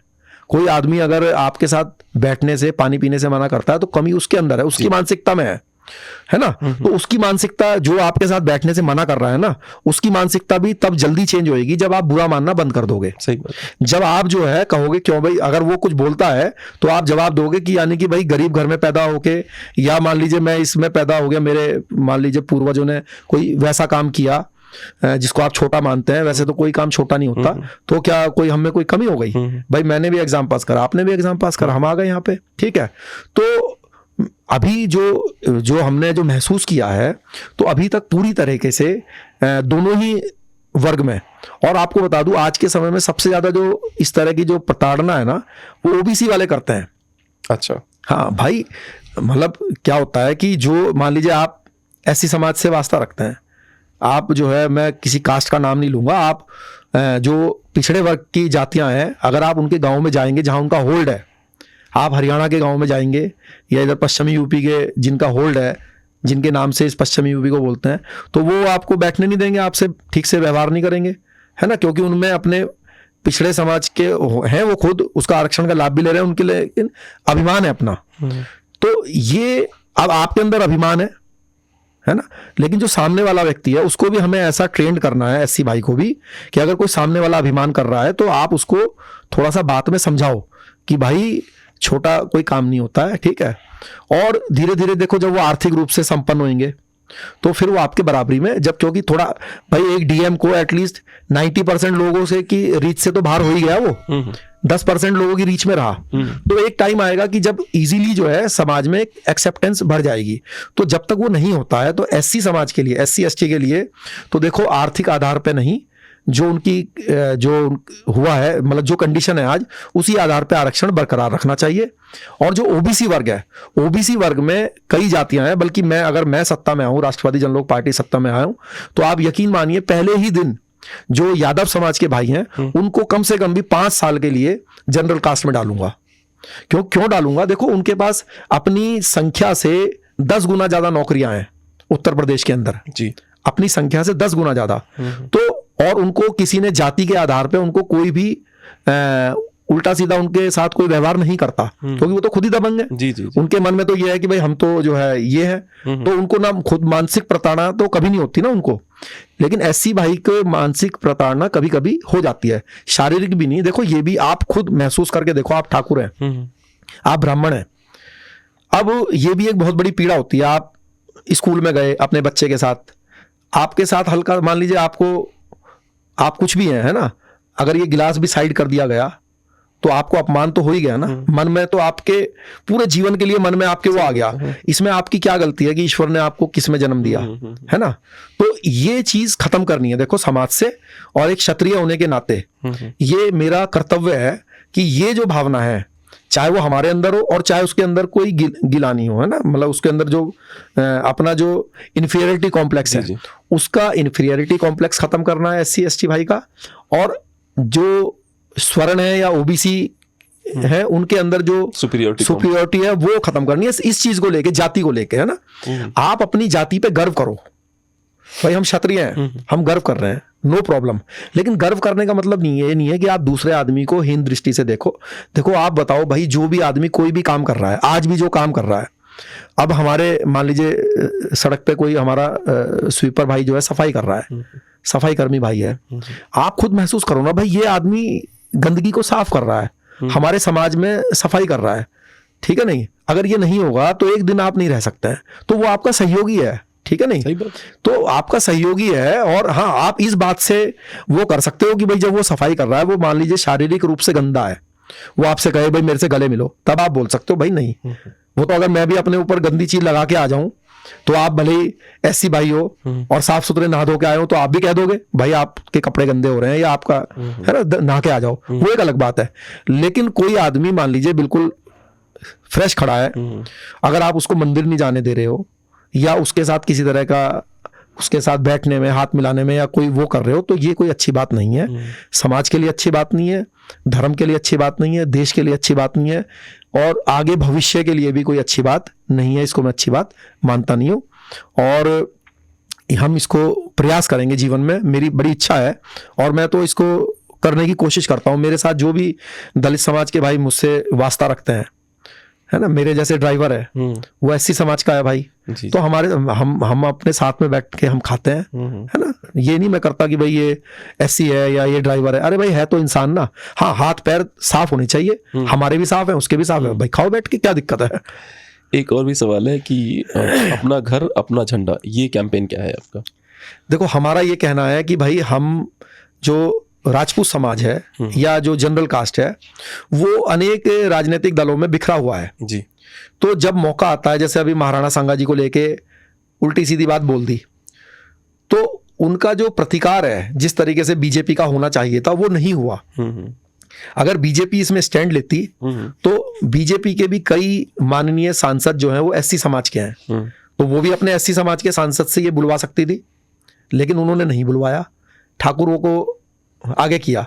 अगर क्योंकि समाजवादी की कोशिश ये थी भाई एससी वर्सेस क्षत्रिय हो जाए, तो बीजेपी के पास बड़ी इजी कार्ड थी कि वो भी अपने 4 राज्यसभा के जो एससी समाज के सांसद हैं उनको खड़ा कर देती उसके सामने और वो जवाब देते हिस्ट्री के हिसाब से, तो ये बात खत्म हो जाती। लेकिन उनकी इच्छा नहीं हुई कि ये बात जो है इस तरह से खत्म हो। तो ऐसे समय पे अगर हमारी अपनी पार्टी होगी, अपना झंडा होगा, राष्ट्रवादी जनलोक पार्टी जो हमने बनाया है, तो नेचुरल बात है कि हमारी पार्टी से भी एससी समाज के सांसद भी होंगे, ओबीसी के भी सांसद होंगे। तो ऐसे मौके पड़ने पर हम भी जो है अपने एससी समाज का जो हमारा सांसद होगा उसको आगे करके सही बात रखवाएंगे, जिससे कि जाति का जो भेदभाव पैदा करने की कोशिश की जा रही है वो ना हो। एक हरियाणा में चुनाव हुआ था पिछली बार जब आप मेरे पास आए थे, तो उस समय नहीं हुए थे, होने वाले थे चुनाव कुछ महीने बाद। कैसा प्रदर्शन रहा आपकी पार्टी का हरियाणा? देखो, प्रदर्शन अभी जो है अप डाउन चलता है। हमने 2 चुनाव हरियाणा में लड़े हैं, दोनों चुनाव का करीब करीब बराबर सा ही रिजल्ट रहा है। सीट हम नहीं जीत पाए, लेकिन कुछ हमारी वजह से कुछ लोग हार जाते हैं, कुछ जीत जाते हैं। लेकिन ये राजनीति का पहला स्टेप है, किसी राजनीतिक दल का ये पहला स्टेप है कि आप भले ही जीते ना, लेकिन वहां के समीकरणों को डिस्टर्ब कर दें। जी जी। तो जो आपकी वजह से हारेगा, एक दिन वो भी आपको अपने गठबंधन में लेने का प्रयास करेगा। जो आपकी वजह से जीतेगा तो उसको भी आपके वोट बैंक की जरूरत महसूस होगी, तो वो भी आपको अपने गठबंधन में लेने का प्रयास करेगा। जैसे अनेक समाज के लोगों ने अपने अपने राजनीतिक दल बनाए हुए हैं और आज वो किसी बड़े गठबंधन के सहयोगी हैं, साथी हैं, चाहे वो इंडिया गठबंधन के हों और चाहे वो एनडीए गठबंधन के हो। तो एक दिन जो है राष्ट्रवादी जनलोक पार्टी भी किसी बड़े गठबंधन में शामिल होगी और वहां शामिल होकर अपने अधिकारों की बात करेंगे। आज अगर हम एनडीए के हिस्सा होते तो जो ये रामजी लाल सुमन जी ने जो बोला है, तो हम बीजेपी के ऊपर दबाव बनाते कि भाई हमारे भी 4 सांसद हैं, हमने आपको समर्थन दिया हुआ है, सरकार आपकी बनवाई हुई है, तो आप इस रामजी लाल सुमन की सदस्यता भंग करवाने में हमारी सहायता करो। तो राजनाथ सिंह जैसे लोगों ने कुछ भी क्यों नहीं बोला? नहीं, राजनाथ जी तो इस वाले मैटर में तो फिर भी बोल सकते थे, क्योंकि ये तो एक तरीके से इसमें तो बीजेपी वर्सेस समाजवादी हुआ। लेकिन कंडीशन तो उस दिन खराब होती है जब जो है जो रूपाला है, जो बीजेपी के सांसद हैं, जब वो कुछ उल्टा सीधा बोलते हैं तो उसमें फिर बीजेपी वालों को चुप होना पड़ता है। भाई ये जो रामजी लाल सुमन जी ने ऐसे अगेंस्ट बोला है, ना तो ये पहली बार है ना तो ये आखिरी बार है। इससे पहले जो है रूपाला जी ने बोला था और ये मेघवाल जी जो बीकानेर से सांसद हैं उन्होंने भी उल्टा सीधा बोल दिया था मीराबाई जी के लिए, है ना। तो ये जो है ना पहली बार है ना आखिरी बार है। बस अंतर क्या होता है, जब बीजेपी का सांसद बोलता है तो अखिलेश यादव जी उछल उछल के राजपूतों के रहनुमा बनने की कोशिश करते हैं, जब समाजवादी का सांसद बोलता है तो फिर बीजेपी रहनुमा बनने की कोशिश करती है, लेकिन है कोई नहीं अपना। इन रियलिटी सब मिले हुए हैं। हाँ। अच्छा, मुझे एक बात बताइए कि ऐसा नहीं होना चाहिए कि, मुझे उम्मीद है किसी दिन ऐसा होगा कि जिस दिन इतिहास का डिस्कशन खत्म हो जाएगी, भाई बता दो कि हाँ राणा सांगा ने क्या किया, बाबर ने क्या किया, मीराबाई ने क्या किया, कोई ऐसी टीम गठित हो जो ये डिसाइड करके बता they once and for all. क्योंकि अगर इतिहास पे बहस लगातार होती रहेगी तो देश कभी संगठित हो ही नहीं सकता, पॉसिबल ही नहीं है। क्योंकि कहते हैं ना गड़े मुर्दे उभर के बाहर आते ही हैं। अब जैसे वहां देखिए आप जो अमेरिका है, मोस्टली हिस्ट्री सेटल्ड है उनकी, वो सेटल है, कहीं ना कहीं उस पर अग्री करते हैं कि हाँ हमने कालों को मारा, परेशान किया, सब अग्री करते हैं उस पर, एक तरह से अग्रीमेंट है। हमारे यहाँ पे वो अग्रीमेंट नहीं, हमारे यहाँ पे हर आदमी आता है, फातिमा शेख जैसी गुफा छोड़ देता है, नई नई बातें कर देता है, कुछ भी बना देता है। तो उसके चक्कर में क्या होता है, इतिहास कभी सेटल ही नहीं हो पाता हमारे यहाँ। देखिए मैं आपको बताता हूँ, जो इतिहास है, इतिहास क्या है कि वो कई मतलब प्लेटफॉर्म से लिखा जाता है। तो जिस प्लेटफॉर्म से वो लिखा गया होगा तो ये देखना है कि वो किस प्लेटफॉर्म से लिखा गया है। जैसे महाराणा सांगा जी को लेकर जो ये रामजी लाल सुमन जी ने जो बात रखी, वो कहा कि बाबरनामा इसका प्रूफ है। जी। तो अब ये एक प्लेटफॉर्म हो गया बाबरनामा। दूसरा है भाई ईरानियन हिस्ट्री, है ना, उन्होंने अपना व्यू लिखा हुआ है। फिर उस समय जो महाराणा सांगा जी के जो लेखक थे उन्होंने अपने लिखा हुआ है। तो as a Indian, as a भारतीय, सबसे पहला प्रश्न तो है कि हम किसकी बात को सही माने। तो राम जी लाल क्या कर रहे हैं? राम जी लाल के पिता ने कहा कि तू मेरा बेटा है। तो राम जी लाल जो है वो अपने पिता की बात नहीं मान रहे हैं। वो कह रहे हैं कि नहीं, वो जो पड़ोसी है वो कह रहा है कि नहीं भाई तू उसका पिता नहीं है, ठीक है नहीं। तो हर भारतीय व्यक्ति को भारतीय विचारधारा के अनुरूप जो बात लिखी हुई है उसको ही मानना चाहिए। हम बाबरनामा क्यों मानेंगे? बाबर हमारा दुश्मन था, आक्रमणकारी था, उससे हमारे देश का चाहे हिंदू हो चाहे मुस्लिम हो उसका कोई लेना देना नहीं है। जो यहाँ पे हिंदुस्तान में जो मुस्लिम भाई हैं वो लोग भी तो 4 पीढ़ी 10 पीढ़ी पहले जो है हमारे ही भाई बंधु थे। किसी के पिताजी बाबा का नाम रामलाल था, किसी के बाबा का नाम विजय सिंह था। अब विजय सिंह जो है मान लीजिए शादाब खान बन गया तो, लेकिन विजय सिंह तो लड़ा तो था भारतीय सेना की तरफ से, क्या पता बेचारे विजय सिंह शहीद करे हो बाबर नहीं। अब उसके पोते मान लो अपने जिसके बाबा हमारे बाबा को शहीद किया हो और हम उसी को आइडल कैसे मान लेंगे? तो यहाँ के मुस्लिम भाइयों को भी ये समझना चाहिए कि आपके पूर्वजों के ऊपर भी जो अत्याचार हुए हैं वो भी इन बाबर या जो औरंगजेब या जो आक्रमणकारी बाहर से आए हैं उन्होंने ही किए हैं। और यहाँ पे जितने भी मुस्लिम भाई हैं 2-3 कारण से जो है वो पहले उनके पूर्वज हिंदू ही थे, तो वो 2-3 कारण से चेंज हुए। या तो जो है उनको इस्लाम में अच्छाई दिखी और उन्होंने मन से बदलाव किया, पूजा पद्धति बदली, या तो कोई लालच में कर लिया, या तो किसी भयवश कर लिया, या तो जबरदस्ती भी कर दिया कभी कभी। छोटा सा उदाहरण दूं मैं, 10-11 साल से मोदी प्रधानमंत्री हैं, कितने कितने लोगों के देख लिए हमने विचार बदलते हुए। हाँ। सोचिए आप 10-11 साल से हैं खाली वो। जी जी। बड़े बड़े सूरमा जो कभी कभी कहीं की बातें करते थे पिछले 2 मिलाते फिर रहे हैं। अगर 600-700 साल इस्लाम का राज है तो किसी को इस्लाम अच्छा लगने लग गया हो तो इसमें बुरी बात क्या है भाई? हाँ, मैं वही कह रहा हूँ, समझ रहे हैं आप? हाँ बिल्कुल समझ रहा हूँ। जो आपने, मैं उसको आपके ने जो बात बोली मैं उसको स्पष्ट बताता हूँ।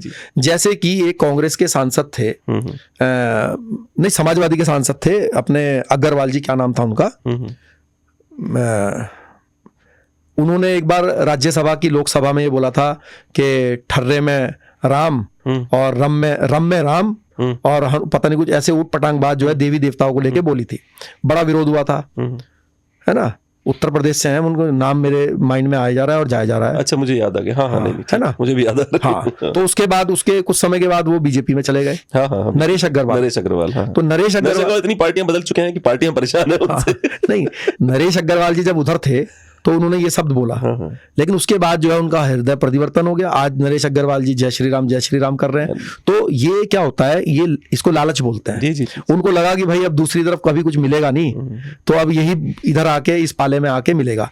तो मान लीजिए आप बता रहे हैं भाई 500 साल, कई लोगों ने देख लिया भाई ये तो अब जाने वाला नहीं है, औरंगजेब तो या अकबर तो जाने वाला नहीं है। तो कई लोगों ने सोचा कि भाई मुझे 10 सिक्के मिलते हैं तो 100 मिल जाएंगे, चल ठीक है, राम की जगह जजिया भी नहीं देना पड़ेगा, अल्लाह कर लूंगा, है ना।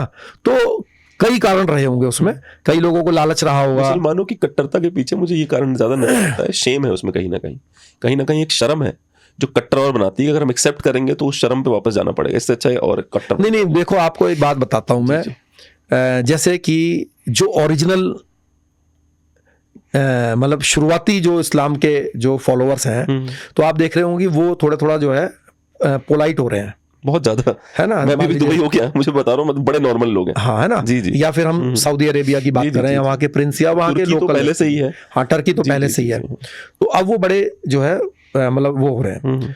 अब जो हमारे जो यहाँ पे भाई बंधु हैं, देखो इसके पीछे मैं अपने हिंदू भाइयों की भी एक गलती मानता हूँ। अगर आप किसी व्यक्ति को बेवजह ही जो है बार बार पिंच करेंगे, उसको धर्म को लेके, उसकी जाति को लेके, उसके परिवार को लेके, तो एक दिन वो आपको अपने कपड़े फाड़ के और ये कहेगा भाई हूं, अब बता क्या करेगा। ठीक।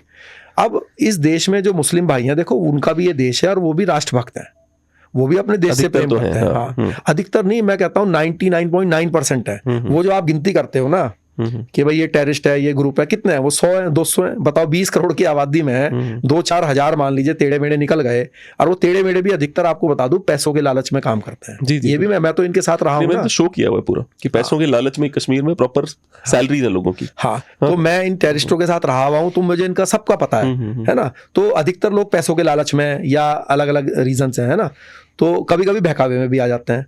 लेकिन आप बताओ ना, उनकी गिनती तो 0.1% है ना, उसके कारण से आप पूरे किसी कम्युनिटी को ब्लेम करना भी ठीक नहीं है ना। मॉडरेट मुसलमान भी कभी कंडेम नहीं करता, जहां पे गलत होता है उसको कंडेम नहीं करता। प्रॉब्लम ये है, मॉडरेट मुसलमान वो मुसलमान है जो 1 से 9 तक हाँ हाँ करता रहता है, जैसे ही बम फटता बोलते नहीं भाई हम इसके साथ नहीं है। हाँ। तो प्रॉब्लम ये है, ये बड़ी प्रॉब्लम है 1 से 9 तक हाँ हाँ करने की। हाँ। कि वो कभी नहीं टोकते कि यार ये तो यही गलत है। हाँ। चलिए एक तरफ और बढ़ते हैं। मैंने ये बात से मैं सहमत हूँ कि इसमें जो मुसलमान भाई हैं उनको भी आगे आना चाहिए और गलत को गलत और सही को सही बोलना चाहिए। देखिए क्या है भाई, राजनीति करने वालों का तो चलो हम प्रॉब्लम समझ सकते हैं, लेकिन आप तो एक जनरल आदमी है ना, तो जनरल आदमी है तो जो सही है, जो गलत है गलत है। भाई मोदी जी मान लीजिए मुस्लिम भाइयों के साथ कुछ अच्छा कर रहे हैं, कोई योजना ला रहे हैं, तो आप तारीफ करो। ईदी दे रहे हैं, हाँ ईदी दे रहे हैं तो आप तारीफ करो ना। ये नहीं है कि जबरदस्ती किसी से चिढ़ना ही है ना। और अगर मान लीजिए कोई गलत काम कर रहे हैं तो आप खुल के कहो भाई ये गलत कर रहे हैं। आरजेपी का क्या फ्यूचर है? देखो आरजेपी का फ्यूचर मैंने आपको बिल्कुल क्लियर बता दिया कि मैं अपने पिछड़े समाज के भाइयों से, मैं पूरे पीडीए से, जो ये बार बार अखिलेश जी अपनी समाजवादी पार्टी की दुकान जो इन्होंने बनाई है इसके सामने खड़े होकर जो बोलते हैं पीडीए, तो मैं पीडीए से निवेदन करूंगा कि आप हमारे साथ आओ। अखिलेश यादव जी पीडीए के नाम पे जब सत्ता में आए तो सिर्फ यादवों को सारी रेवड़ियां बांट दी। शेर सिंह राणा के साथ पीडीए आएगा तो क्योंकि मैं ना पी का कुछ ले सकता, ना डी का कुछ ले सकता, ना ए का कुछ ले सकता, तो मैं बिल्कुल जो न्यायपूर्वक जो जिसका अधिकार होगा वो उसको मिलेगा। आज से पहले आपने वीपी सिंह जी को मौका दिया, आज से पहले आपने चंद्रशेखर जी को मौका दिया। पूरा पिछड़ा वर्ग जानता है कि मंडल कमीशन वीपी सिंह जी लाए, इतने प्रधानमंत्री आए, तो जो न्याय आपके साथ क्षत्रिय करेगा वो दूसरा नहीं करेगा। मेरा आपसे निवेदन है, आरजेपी राष्ट्रवादी जनलोक पार्टी ये राष्ट्रवादी विचारधारा की पार्टी है, इसके साथ आइए, इसके साथ जुड़िए, हमें एक मौका दीजिए आप उत्तर प्रदेश में, और हम आपसे वादा करते हैं आपके अधिकार सुरक्षित करेंगे। हमारा नारा है कि ना हम किसी का अधिकार छीनेंगे, ना किसी को किसी का अधिकार छीनने देंगे। इसीलिए बार बार कह रहा हूं कि यादव भाइयों को भी, जो पिछड़े वर्ग की दूसरी जातियां हैं, उनका अधिकार हम नहीं छीनने देंगे। जी चलिए आज के लिए बहुत अच्छा लगा भाई आपसे। थैंक यू सो मच कि आप हमारे शो में आए। बहुत धन्यवाद।